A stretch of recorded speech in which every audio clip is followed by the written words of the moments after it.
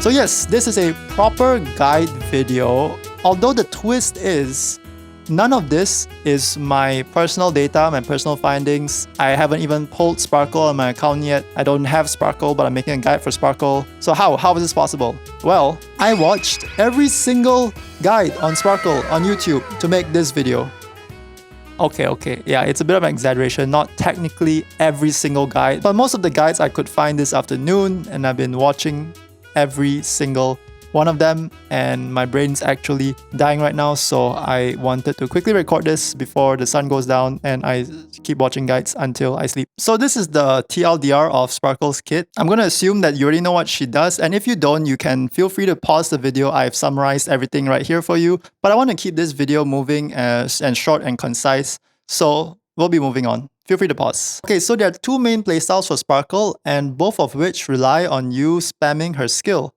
This is more viable on her compared to, let's say, Bronya, because she is naturally skill point positive due to the nature of her ultimate and the skill points it provides. To quickly go over it, Slow Sparkle is a Sparkle that's built 1 speed slower than your main DPS. It can be more than 1 speed, but for maximum efficiency, it is 1 speed. And in terms of action value, since Sparkle only gives 50% compared to 100% action advance, like a character like Bronya, you will basically get a free turn on your main DPS once every 2 Sparkle skills. It is mentioned that this is a very strong and good playstyle the faster you end the fights. Because as the fight drags on, the power of building more speed on Sparkle herself will outweigh this slow Sparkle playstyle. And for fast/hyper speed Sparkle, it basically refers to building as much speed on her as possible to basically turn Sparkle's speed into the speed of your main DPS. So your main DPS doesn't have to run speed boots, it can run attack boots, for example, and your main DPS will basically take a turn every time Sparkle uses her skill when she takes a turn. And hyper speed just refers to fast Sparkle, but reaching certain thresholds where you can, for example, do 3 cycles on the first turn of MOC, compared to, for example, the 2 cycles of slow Sparkle, right? It's really good for speedrunning and is something that you could look into if you are in the super endgame. Okay, so there actually is a third playstyle that isn't written here but was mentioned in some videos, and that is the basic attacking playstyle. It might sound weird, but hear me out. It is a okay playstyle if you really need skill points. Sparkle can generate the same amount of skill points when she uses her basic attack as she does when she uses her skill due to her trace. So she can just spam basic attacks and spam ults and just be really skill point positive. She will never use her skill, unfortunately, which takes away a huge part of her kit.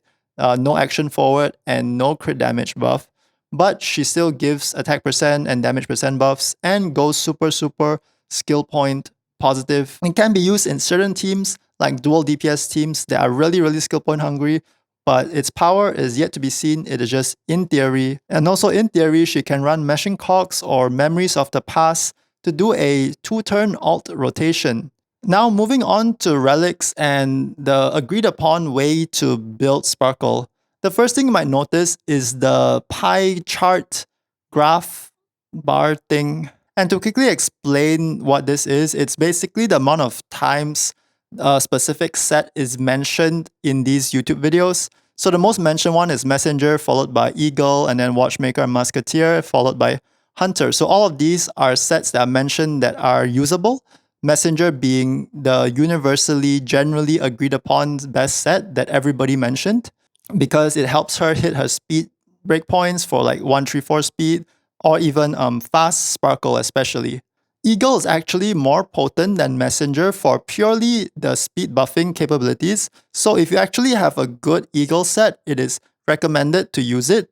Although the resin efficiency for farming the Eagle domain is less than farming the Messenger domain due to the Hunter of Glacial Forest set that comes with the Eagle of Twilight Line set being not a super desirable set for a lot of characters.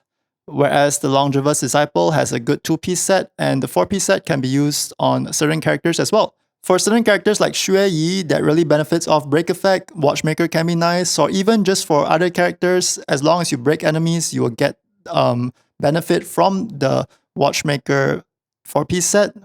And finally, feel free to mix and match any two piece set combos because at the end of the day, depending on the playstyle you're going for, you would want as much speed as possible or as many crit damage rolls as possible on your substats due to the nature of how Sparkle's buff works.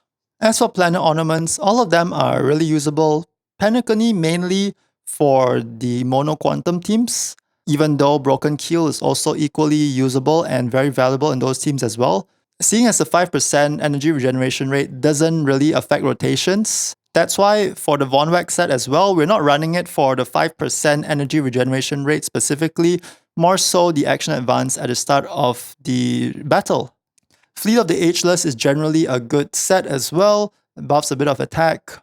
As for light cones, okay, there are so many options for light cones. There are so many good 4-star light cones, as well as the 5-star ones. So, as we can see, all of these light cones are mentioned equally, rightfully so. Just to quickly go over, Earthly Escapade, her best light cone in all situations. Although closely followed by Dance Dance Dance in situations where you want to reach certain thresholds, certain breakpoints, for example, Hyperspeed Bronya. Planetary Rendezvous is pretty good in mono quantum teams. Past and Future is really good because of how Sparkle action advances, although you would have to speed tune a bit to make sure that your main DPS always gets pulled up and moves right after Sparkle to get the effect of the light cone. Same goes for But the Battle Isn't Over, although with that light cone, it does give skill point generation as well, which is nice.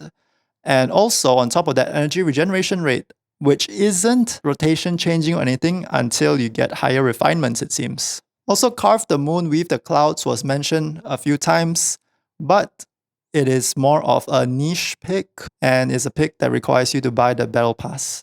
And it also is very RNG reliant. So yeah, that's up to you. There are just better options generally. As for her E1, it grants you an extra turn on the damage percent boost provided by her ult's effect. However, if you're manual battling with her and are playing her correctly where you ult on your main DPS's turn so that the buff doesn't tick down on that turn itself, effectively extending the buff from 2 turns to 3 turns, you don't actually need this Eidolon for that one extra turn, although it is useful on auto battle. However, it also always increases attack of allies with Cypher by 40%. So with this Eidolon and the fact that you always basically have Cypher up with this Eidolon already, you get a permanent 40% attack, which is pretty nice. Although most people seem to agree that the biggest Eidolon is E2. It basically gives you a permanent 24% defense ignore on all your teammates whenever they deal damage. Along with the Quantum set and Silver Wolf's ultimate in mono quantum teams, this is an especially big buff seeing as how defense percent is a stacking debuff that gets stronger the more of it you have. So most people would say that this is her best Eidolon. However, keep in mind that to get this Eidolon, you need to get E1 as well. So think about if that's worth it for you. E4 lets your ultimate recover 1 more skill point and additionally increases the talent max skill points by 1, which is nice. Nothing game changing. E6 basically turns her into a really good dual DPS support, making it so that her crit damage buff is given to everyone on the team. This is really good, but do keep in mind it's a E6. We expect it to be good. As for discussions on whether you should pull her E1 or her light cone, it seems like light cone is the best way to go, seeing as how you can already get a 3-turn ultimate effectively on your DPS if you just ult on their turn. Finally, team compositions. There are so many team compositions, so I think it would be faster to talk about what teams do not work with Sparkle rather than what teams work with her. So the team that would not work with her the most is DOT teams, because one of her main buffs, crit damage, does not benefit them at all, seeing as DOTs don't crit, and there's already a premier tailor-made support in Run May for them. So running Sparkle in DOT teams wouldn't make much sense. Even over characters like Asta and Pella that provide debuffs and buffs that the DOT members can fully utilize, unlike Sparkles. Although with that said, the attack percent buffs, the damage percent buffs, and even the action forward will benefit that team, making Sparkle a honestly very universal support since even in her worst team, she provides some buffs.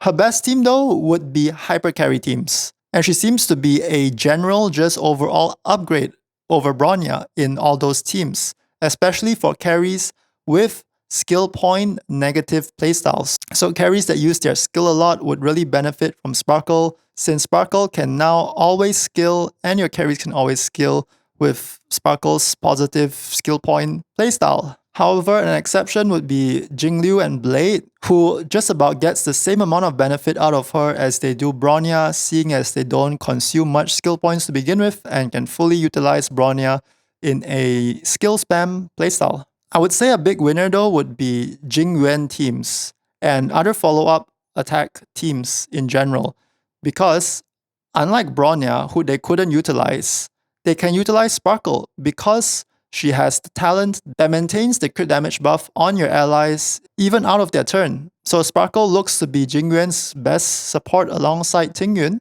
and she looks like a good support for Clara and Topaz and Dr. Ratio. But we'll see if characters actually do need that much skill points. And finally, there's also the mono quantum teams that shouldn't require too much explanation.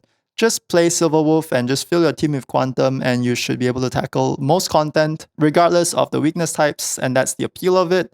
And finally, the biggest winners are characters that consume a lot of skill points naturally, like Qingque and Imbibitor Lune. And Qingque, being a quantum unit as well, is especially beneficial for her. So that is it. That's pretty much it. She's a very versatile unit that can work in many different scenarios.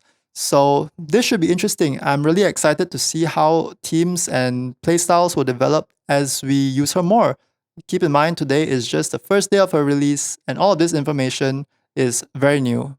Okay, so it's the next day now and I just wanted to yap for a bit, just to kind of explain my thought process behind the whole video, which is essentially just me sharing my normal process of watching guides and collecting information on new characters for my own gameplay, my own playstyle, my own account. I don't know if this is normal or not, but I can't just watch one video. I most of the time end up spending a lot of time watching many videos and then getting like the average builds and then using those kind of as like cross-referencing, almost like I have trust issues or something. So I thought I would bring you guys along with me on the process, make a video out of it. I don't know if this video will be received well, if it's even a good idea, probably not. But yeah, that's why. Also, since it's the next day now, I have actually pulled Sparkle and am using her and plan to play her a lot in different teams and try her out in MOC to see how fast I can clear and so on. So if you want to hang out and check that out, feel free to head over to the stream. It's a generally pretty chill place where I just play game and talk. So yeah, that's pretty much it. Take care and have a good one. Bye-bye. I'm so drained. I've just been watching guides the whole day. Why did I even do this? This is probably my worst. This has to be the dumbest idea in the history of mankind.